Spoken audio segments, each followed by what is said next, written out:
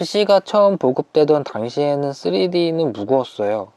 간신히 텍스트 쓰고 그림 파일도 무거운 시대가 있었거든요. 편집 디자인도 컴퓨터가 받쳐주질 못해서 손으로 직접 디자인을 하던 시대가 있었어요. 모델링 툴에서 곡선을 표현을 해도 그 무게가 상당해서 표현이 힘들었어요. 그 당시 그나마 3D 맥스는 폴리곤 모델링 툴이었기 때문에 가벼워서 대중성이 있었죠. 곡선은 없고 직선만 있었어요. 가벼워서 쓴 거지 편해서 쓰는 건 아니에요. 막말로 3D 맥스로 아이폰 하나 그리기도 힘들어요. 필렛도 없고 챔퍼만 있거든요. 필렛을 표현하려면 챔퍼를 여러 번 줘야 돼요. 수정도 안 되고요. 트림은 있는데 언트림이 없어요. 한 번 구멍 뚫으면 끝이에요. 잘려진 서페이스 개념이 없어요. 수정이 빡세겠죠? 한 번 하고 두 번 다시 모델링 하기 싫겠죠? 3D 맥스에 파워넙스라고 플러그인이 있는데 불 연산 오류가 심합니다. 라이노도 심한데 파워넙스는 더 심해요. 잘 튕겨요. 연산이 무겁고 모델링을 하라고 만든 건지 하지 말라고 만든 건지 모르겠어.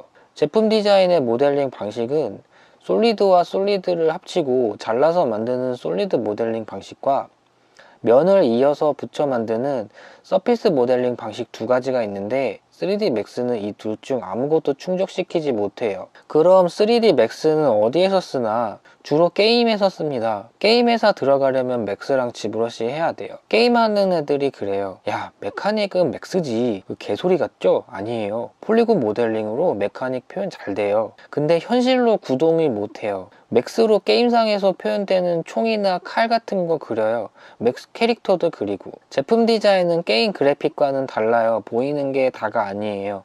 치수의 가변성, 수정 용이성이 충분히 있어야 돼요.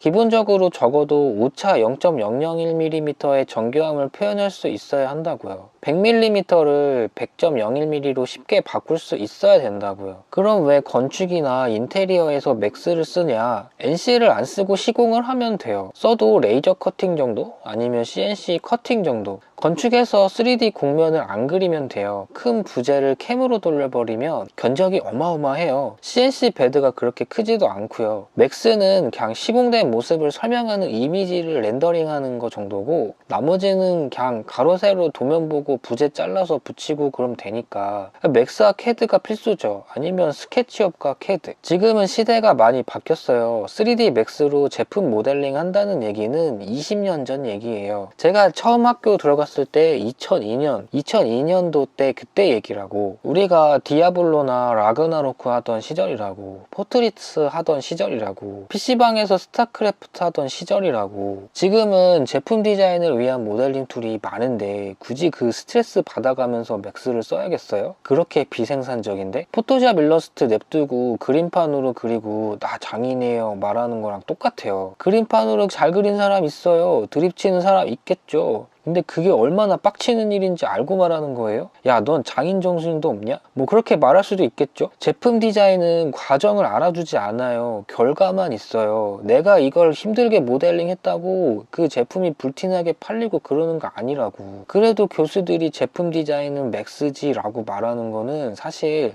자폭하는 말이에요. 저 20년 동안 귀 닫고 살았어요 말하는 거랑 똑같은 거라고. 디자인이라는 거는 순서가 있어요.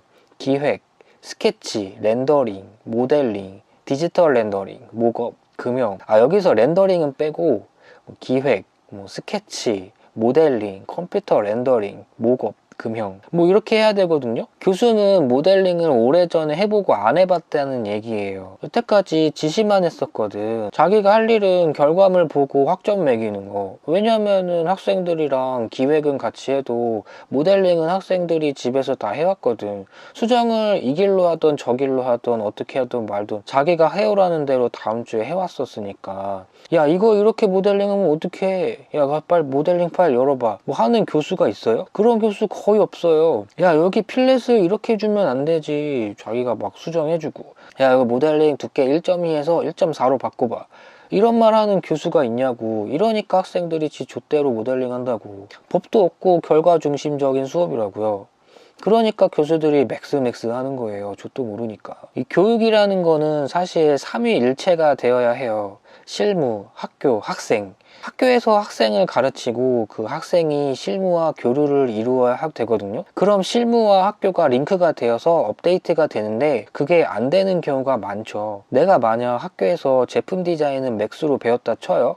근데 회사 갔더니 유지를 쓰네? 그래서 유지를 다시 배웠어요. 학교와 실무의 격차를 몸소 체험을 하겠죠. 그럼 그걸 학교에다가 얘기를 해줘야 되는데 대부분 안 하죠. 안 하는 경우도 있고, 나도 3년 전에 가르친 학생이 회사 가서 유지 쓴다는 거 얼마 전에 알았어요. 그걸 말해줘도 교수가 그걸 반영을 안 해. 그럼 계속 맥스로 제품 디자인 배운 학생을 양성하겠죠. 그게 계속 반복이 된 거예요. 수업이 끝나면은 교수 평가라는 걸 하죠. 수업 평가라는 걸 하죠. 근데 졸업하고 회사 취업하고 나서 그 학교 평가나 설문지 받아요? 안 받지. 졸업하면 끝이지 뭐. 취업했니 안 했니가 궁금하지. 자기네가 수업 이렇게 했니 저렇게 했니 궁금해하는 교수가 어딨어. 실무에서는 수정 용이성, 즉 히스토리가 캡처되는 모델링 툴을 사용하는 게 좋아요. 실무 가면은 수정이 많아요. 대학에서 수정하기 싫으면은 안 해도 크게 티 안 나거든요. 실제품을 만드는 것도 아니고 단순히 목업하는 건데 수정할 일이 그렇게 많지도 않고, 수정을 한다고 해도 그렇게 사람 스트레스 주지 않아요. 자기와의 타협을 할 때도 있고. 근데 실무는 안 그래요. 수정이 엄청 많아요. 이렇게 할까 저렇게 할까? 기획에서 통과되고 모델링 했어요. 근데 목업을 봤더니 수정을 해야 될 것 같아. 그럼 모델링을 또 수정해서 또 금형 돌리겠죠? 근데 그렇게 수정해서 목업까지 통과되었다 쳐요. 근데 위에서 이 모양이 아니라고 수정 좀 해달래. 그럼 또 수정을 해야겠죠?